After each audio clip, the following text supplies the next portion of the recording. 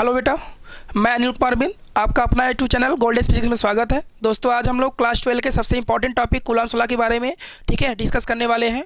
क्योंकि Coulomb's law हर एक exam में बोर्ड के एग्जाम में पूछे जाते हैं। इससे न्यूमेरिकल भी बोर्ड के एग्जाम में, चाहे वह नीट का हो चाहे जेई का हो, सब में क्या होता है, हमारा न्यूमेरिकल आता ही आता है। ठीक है बेटा, तो this is very important topic according to exam point of view.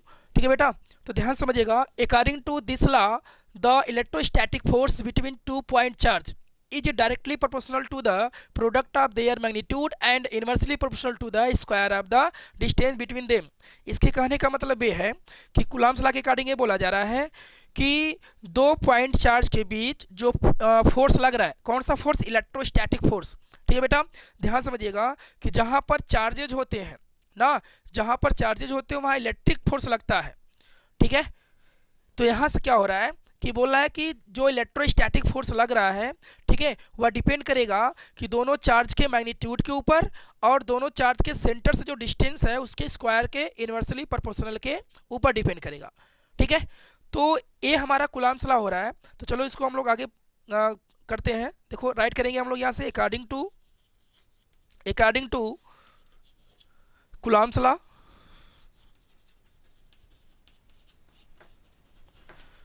ठीक है बेटा, तो क्या बोला जा रहा है कि जो दोनों चार्ज के बीच इलेक्ट्रोस्टैटिक फोर्स जनरेट हो रहा है, एक चार्ज यहाँ पर Q1 है, दूसरा चार्ज हमारा क्या Q2 है, दोनों चार्ज के बीच जो इलेक्ट्रोस्टैटिक फोर्स जनरेट हो रहा है, जो पैदा हो रहा है, वह डिपेंड करेगा Q1 और Q2 के क्या मैग्नीट्यूड के डायरेक्टली प्रोपोर्शनल होगा। तो जो हमारा इलेक्ट्रोस्टैटिक फोर्स लग रहा है, जो इलेक्ट्रोस्टैटिक फोर्स लग रहा है बेटा, वह डिपेंड करेगा, ठीक है, वह डिपेंड करेगा किसके? Q1 और Q2 के डायरेक्ट किसके प्रोपोर्शनल होगा, मैग्नीट्यूड के ऊपर डिपेंड करेगा। और जो इन दोनों चार्ज के सेंटर से जो डिस्टेंस होगा वह जो डिपेंड करेगा हमारा क्या बेटा? Inversely proportional of square. ठीक है ना, समझ में आ रहा है? कूलम्ब्स लॉ के अकॉर्डिंग जो इलेक्ट्रोस्टैटिक फोर्स जनरेट हो रहा है बिटवीन टू पॉइंट चार्ज, तो यह जो फोर्स होगा यह दोनों चार्ज के मैग्नीट्यूड के प्रोपोर्शनल और दोनों चार्ज के बीच में जो डिस्टेंस है उसके स्क्वायर के इनवर्सली प्रोपोर्शनल होगा। तो मैंने पहले कर दिया क्या कि उनके जो मैग्नीट्यूड है उनके प्रोपोर्शनल, और दूसरा क्या बेटा, उनके बीच में जो डिस्टेंस है उसके स्क्वायर का इनवर्सली प्रोपोर्शनल कर दिए। तो इसको समीकरण 1, इक्वेशन 1, इसको क्या मान लिए? इक्वेशन 2। ठीक है बेटा, अब दोनों ही फोर्स को क्या करना होगा? हमको कंबाइन करना होगा, क्योंकि दोनों फोर्स, ठीक है, ये दोनों जो हमारे फोर्स हैं, ठीक है, इन्हीं चार्ज के बीच लग रहा है, तो इनको हम लोग क्या करेंगे? कंबाइन करेंगे। तो इलेक्ट्रोस्टैटिक फोर्स जो हो रहा है बेटा, वह हमारा Q1 Q2 अपन क्या होगा? d² हमारा होगा। ठीक है, अब ध्यान देखिएगा, यहाँ पर मैथ का एक कॉन्सेप्ट आता है क्या, कि जब किसी भी हम लोग क्या करते हैं, प्रोपोर्शनलिटी को रिमूव करते हैं, तो कांस्टेंट क्वांटिटी का हमको क्या करना पड़ता है? मल्टीप्लाई करना पड़ता है। ठीक है बेटा, तो यहाँ देखिएगा कि जो इलेक्ट्रोस्टैटिक फोर्स लग रहा है वह डायरेक्टली प्रोपोर्शनल हमारा बेटा Q1 Q2 और d² के प्रोपोर्शनल। ठीक है ना, तो यहाँ पर हमको क्या करना होगा कि जो प्रोपोर्शनल है उसको रिमूव करना होगा। तो आपको मालूम है कि किसी भी प्रोपोर्शनलिटी को रिमूव करने के लिए हम लोग एक कांस्टेंट क्वांटिटी की क्या करते हैं? मल्टीप्लाई करते हैं। ठीक है ना, तो यहाँ पर देखिएगा, यहाँ पर जो कांस्टेंट क्वांटिटी होगा क्या बेटा? कांस्टेंट क्वांटिटी क्या होगा हमारा? कांस्टेंट होगा हमारा यहाँ से K। ठीक है, यह जो K होगा बेटा, यह K हमारा डिपेंड करता है अलग अलग मीडियम पर ना।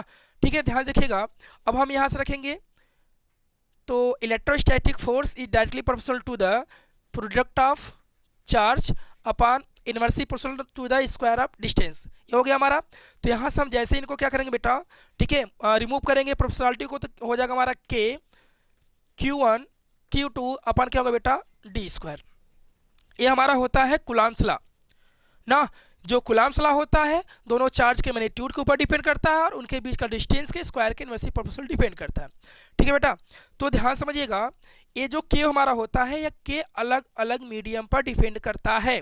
आपको कंफ्यूज नहीं होना है, क्योंकि बच्चे क्लास 12 पास कर जाते हैं, उनको मालूम ही नहीं होता कि क्या K होता क्या है, ठीक है, या किस किस फैक्टर पे डिपेंड करता है। ठीक है, आज उसी कंफ्यूजन को हम लोग दूर करने के लिए, ठीक है, ये टॉपिक हम लोग पढ़ रहे हैं आज। ध्यान समझिएगा, अगर पूरा आप देख ले रहे हैं, मेरा गारंटी है यदि आप पूरा देख रहे हैं तो दोबारा इस टॉपिक का वीडियो आपको देखने की कोई ज़रूरत नहीं है। ठीक है बेटा, चलिए, तो ध्यान देखिएगा, ये जो K होता है, K का वैल्यू होता है बेटा, ठीक है, 1/4 पाई, ठीक है, यहाँ पर एब्सोल्यूट क्या परमिटिविटी, ठीक है, 1/4 पाई एप्सिलॉन। ठीक है बेटा। अब देखिए तो यहाँ से इसको बोला जाता है absolute absolute permittivity of material. Material का जो हमारा परमिटिविटी होता है उसे बोलते हैं हम लोग क्या बेटा, ठीक है, एप्सिलॉन। इसे बोलते हैं absolute permittivity of the material. ठीक है, यह जो एब्सोल्यूट परमिटिविटी होता है मटेरियल का वह डिपेंड करता है दो पर। यह हमारा होता है एप्सिलॉन नॉट और एप्सिलॉन आर।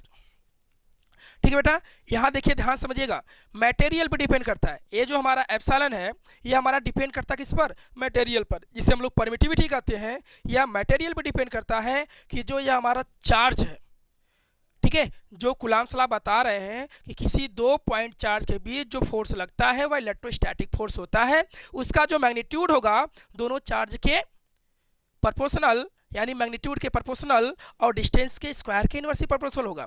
ठीक है ना। तो ये दोनों चार्ज किस मीडियम में रखे गए हैं, लाइक वैक्यूम, एयर, वाटर, ठीक है, एक्सेट्रा, किस मीडियम में रखा गया है, उस मीडियम को बताने वाला होता है हमारा परमिटिविटी।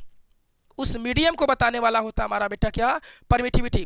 ठीक है, तो यह जो परमिटिविटी होता है बेटा यह दो फैक्टर पे डिपेंड करता है। पहला हमारा होता है एप्सिलॉन नॉट, दूसरा होता है हमारा एप्सिलॉन आर। ठीक है, तो अब देखिए एप्सिलॉन नॉट को हम लोग क्या बोलते हैं, एब्सोल्यूट ठीक है, परमिटिविटी ऑफ एयर और वैक्यूम। ठीक है बेटा। दूसरा हमारा होता है एप्सिलॉन को बोलते हैं रिलेटिव परमिटिविटी। ठीक है बेटा। तो अभी देखिए ये जो हमारा होता है, ठीक है, absolute permittivity of the air, ठीक है, इसका वैल्यू कितना होता है बेटा, ध्यान समझिएगा, कंफ्यूज नहीं। जो हमारा ए होता है परमिटिविटी, इसे बोलते हैं absolute permittivity of the material. Material का जो परमिटिविटी होता है उससे हम केवल एप्सिलॉन से शो करते हैं। ठीक है ना। और यह दो फैक्टर पे डिपेंड करता है, एक होता है एप्सिलॉन नॉट, दूसरा होता है एप्सिलॉन आर। ठीक है, तो एप्सिलॉन नॉट को बोलेंगे हम लोग एब्सोल्यूट, इसको भी बोलेंगे बट एयर या वैक्यूम का। ठीक है, और एप्सिलॉन आर को बोलेंगे रिलेटिव परमिटिविटी। ठीक है, समझ में आ रहा है। अभी देखिए जो एप्सिलॉन नॉट की वैल्यू होता है एयर में कितना बेटा, 8.854 इंटू 10⁻⁻12 फैरेड पर क्या होता है बेटा, मीटर होता है। ठीक है, अब आपको मालूम होना चाहिए कि ये जो हमारा होगा एप्सिलॉन आर, इसका वैल्यू क्या होगा, तो इसका वैल्यू बेटा अलग अलग मीडियम पर अलग अलग होता है ना। इसका वैल्यू एप्सिलॉन आर का वैल्यू जो होता है बेटा अलग अलग मीडियम पर अलग अलग होता है। लाइक एयर में अलग होगा, वैक्यूम में अलग होगा, वाटर में अलग होगा। ठीक है ना। तो हम यहाँ राइट कर सकते हैं एयर क्या, कि डिपेंड्स ऑन मीडियम। क्या बेटा, depends on medium. Epsilon R का वैल्यू जो होता है वह मीडियम पे डिपेंड करता है। ठीक है ना, ध्यान समझिएगा। अब यहाँ पर हम लोग क्या करेंगे, यदि हम के का वैल्यू फाइंड करें ना, यदि सपोज करो कि यह जो हमारा पॉइंट चार्ज है किसी मीडियम में रखा गया है ना, यह जो हमारा चार्ज Q1 और Q2 किसी मीडियम में रखा गया है, एयर या वैक्यूम में नहीं रखा गया है। जब मीडियम में रखा गया है तो फोर्स का एक्चुअल वैल्यू क्या होगा, तो पहले हम लोग मीडियम के लिए के का वैल्यू फाइंड कर रहे हैं ना, तो यहाँ से हम लोग क्या करेंगे फॉर, ठीक है, फॉर मीडियम, ठीक है, के का वैल्यू क्या होगा बेटा 1/4 पाई एप्सिलॉन। ठीक है ना। तो देखिएगा एप्सिलॉन 0 एप्सिलॉन आर भी कर लेते हैं हम लोग, किसके लिए, मीडियम के लिए। अभी देखिएगा यहाँ से हमारा होगा बेटा 1/4 पाई, इसका वैल्यू क्या होता है 8.854 इंटू 10⁻⁻12। ठीक है, इंटू क्या होगा बेटा एप्सिलॉन आर। ठीक है, जब इसको हम लोग सॉल्व करेंगे तो कितना आएगा बेटा, के का वैल्यू आएगा, यहाँ से के का वैल्यू आएगा 9 इंटू 10⁻9 इंटू 1/एप्सिलॉन आर।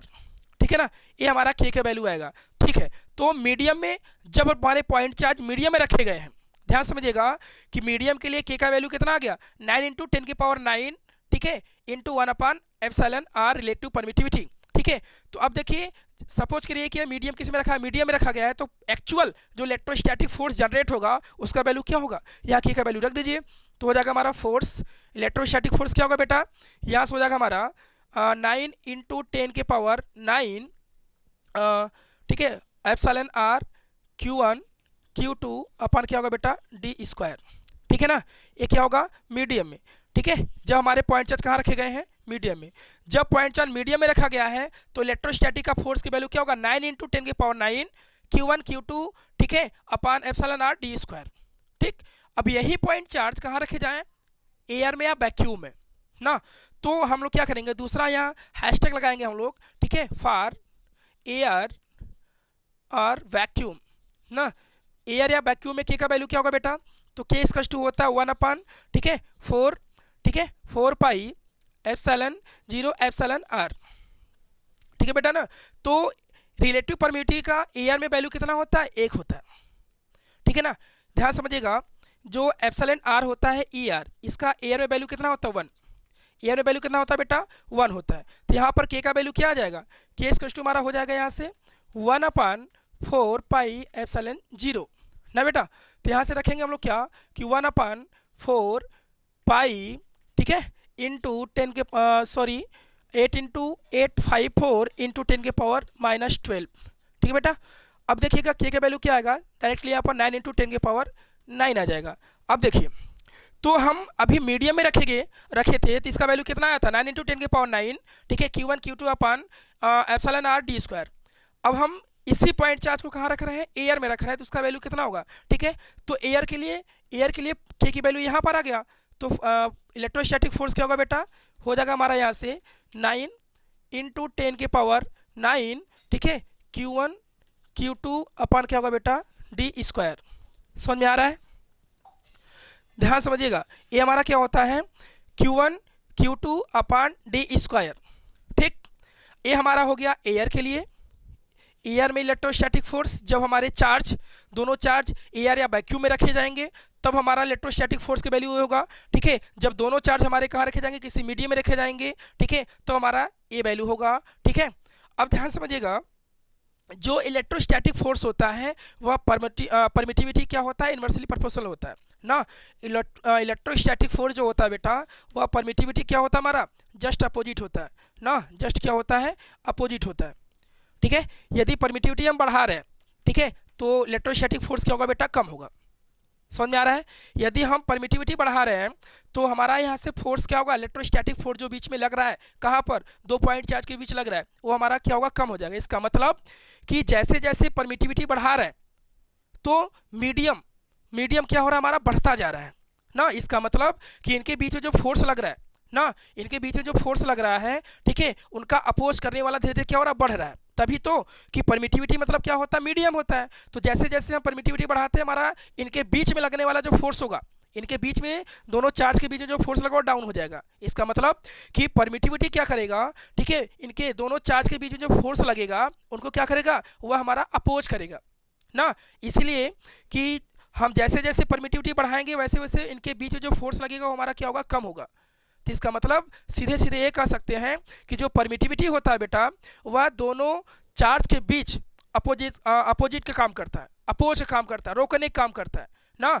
हम परमिटिविटी जितना ही कम करेंगे उनके बीच फोर्स उतना ही ज़्यादा लगेगा, परमिटिविटी जितना ही बढ़ाएंगे उनके फोर्स उतने ही कम होंगे। कौन किसके बीच, इस चार्ज के बीच। इसका मतलब जो परमिटिविटी होगा, चाहे वह रिलेटिव परमिटिविटी हो चाहे हमारा एब्सोल्यूट परमिटिविटी हो, दोनों क्या करते हैं, ठीक है, हमारे इस दोनों चार्ज के बीच जो फोर्स लगता है उसका क्या करता है अपोज करता है। अगर हम यहाँ पर परमिटिविटी बढ़ा रहे हैं तो फोर्स उसमें क्या होगा बेटा हमारा डाउन हो जाएगा, और परमिटिविटी इनके बीच में हम कम कर रहे हैं, ठीक है, तो फोर्स हमारा क्या होगा बढ़ जाएगा। इसका मतलब कि हम मीडियम चेंज कर रहे हैं। सपोज करो कि हम कोई भी बाल ऐसे थ्रो कर रहे हैं, एयर में थ्रो कर रहे हैं जा रहा है, वही बाल हम क्या करें वाटर में थ्रो करें, तो वाटर में क्या होगा बेटा उसकी स्पीड कम हो जाएगी। अगर हम कोई बाल एयर में थ्रो करें ऐसे, ठीक है, तो तेज जाएगा।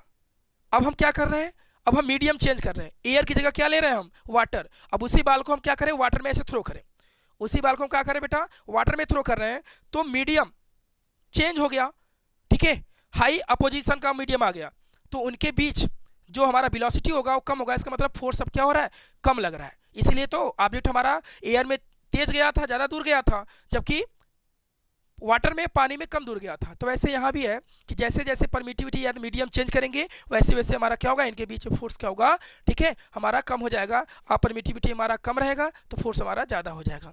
ठीक है बेटा, इसके साथ लीजिए आप लोग।